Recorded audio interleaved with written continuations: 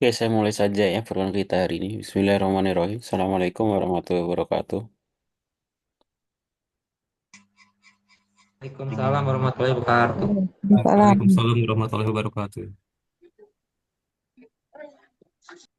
Oke, Alhamdulillah kita masuk perkuliahan minggu pertama ya. Mohon maaf, minggu kemarin saya nggak bikin perkuliahan karena lagi dirawat. Oke, di hari pertama ini mungkin lagi penjelasan konsep awal arsitektur dan organisasi komputer.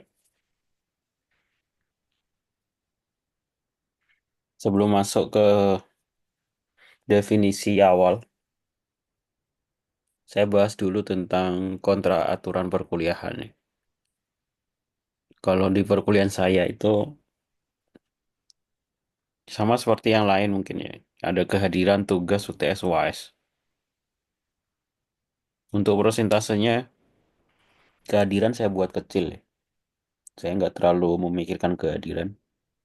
Kalau ada yang nggak bisa masuk ya silakan izin, nggak perlu WA ya. Izin di e-kampus aja. Di e-kampus sudah ada form izin. Terus tugas harus dikerjakan tepat waktu, nggak ada toleransi. UTS UAS-nya nanti berbasis project. Itu saja. Mungkin kalau materi dari kelas lain, mata kuliah lain, dosen lain itu mungkin arsitektur dan organisasi komputer itu teori ya. Tapi nanti kalau saya di mata kuliah ini, saya nggak mau fokus di teorinya aja. Teorinya kalian bisa baca sendiri ya. Nanti saya share modul arsitektur dan organisasi komputer. Saya akan fokus ke praktek penggunaan sistem operasi. Sebagai mahasiswa informatika, saya harap sih semuanya harus sudah terbiasa menggunakan sistem operasi berbasis Linux. Jadi mulai sekarang silakan install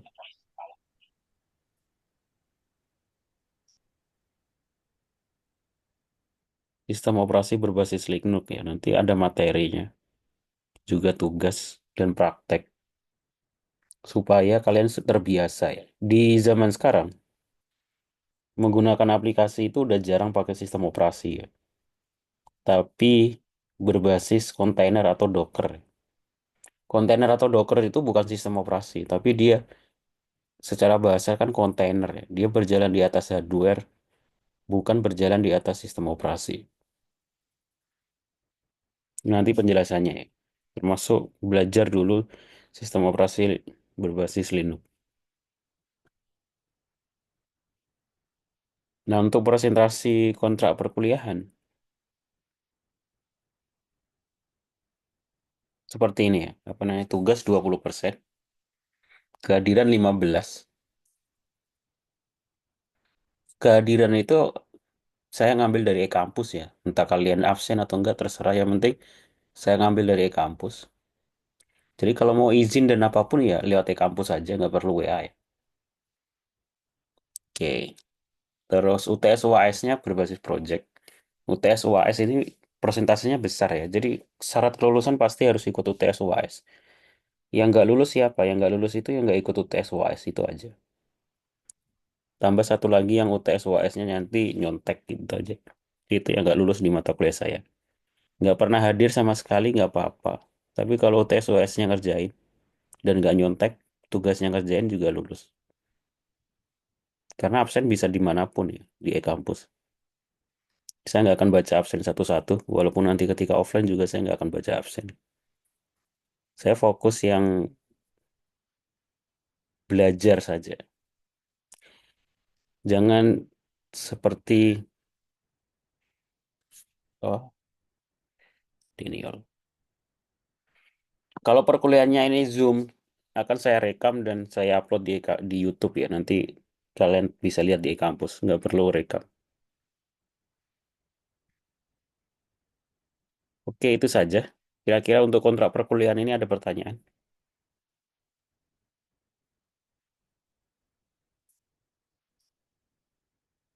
Nggak ada.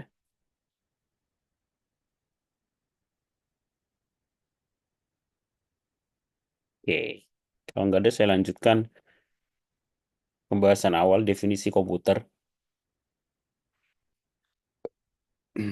Komputer di awal itu secara definisi hanya digunakan atau dibuat hanya untuk menghitung data, ya. Sebagai pengganti kalkulator sebenarnya untuk menghitung data, yaitu ada input, output, sama proses. Makanya dalam bahasa terminas term- definisi komputer dalam bahasa Inggris, compute itu secara bahasa diartikan menghitung atau calculate, menjumlahkan. Tapi dengan berkembangnya zaman, dengan berkembangnya teknologi dan prosesor, dengan komputer yang bisa memproses banyak hal, akhirnya nggak cuma menghitung data atau memproses data angka-angka saja, tapi digunakan untuk berbagai hal, termasuk dengan adanya artificial intelligence, ya. Bagaimana komputer bisa memahami bahasa dan mempelajari data.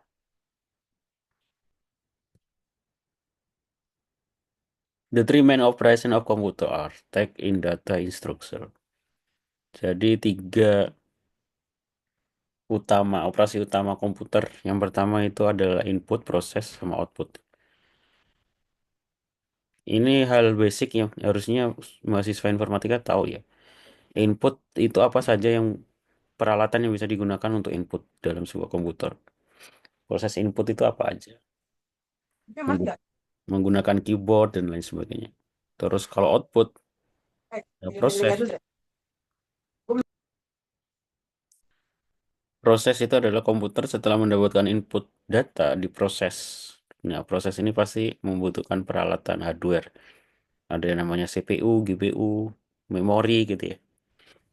Memori ada RAM, ada ROM, read access memory, read only memory. Kalian bisa baca. Kalau secara teori sih, saya harap kalian sebagai mahasiswa informatika nggak harus dikasih teorinya. Kalau punya kualitas, punya rasa ingin tahu yang tinggi, ingin belajar harusnya secara otomatis belajar atau membaca. Apalagi dengan adanya ChatGPT sekarang harusnya lebih mudah belajar untuk teori. Put an information. Kemudian yang terakhir setelah data itu diproses, kita terus komputer akan melakukan proses dan melakukan output atau hasil. Itu cara kerja utama komputer. Kalau digambarkan dalam bentuk grafik ya, seperti ini.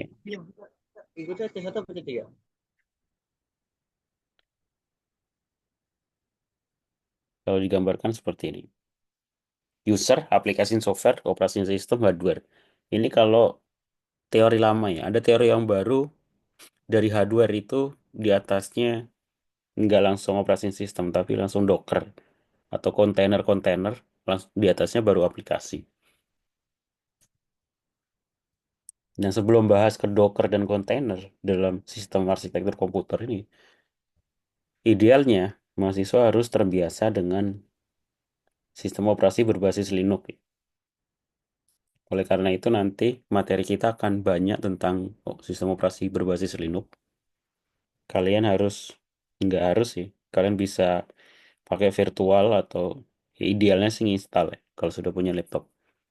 Boleh dual boot dulu ataupun pakai virtual.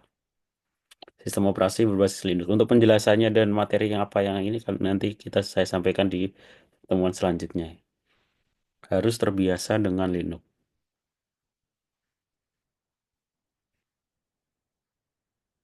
Output dari perkuliahan ini adalah UTS UAS harus dikerjakan project base. Terus seminar mata kuliah nanti kita adakan sama tugas.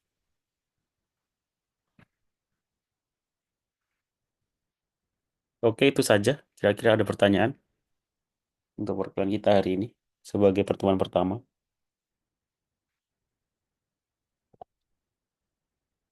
Nggak ada?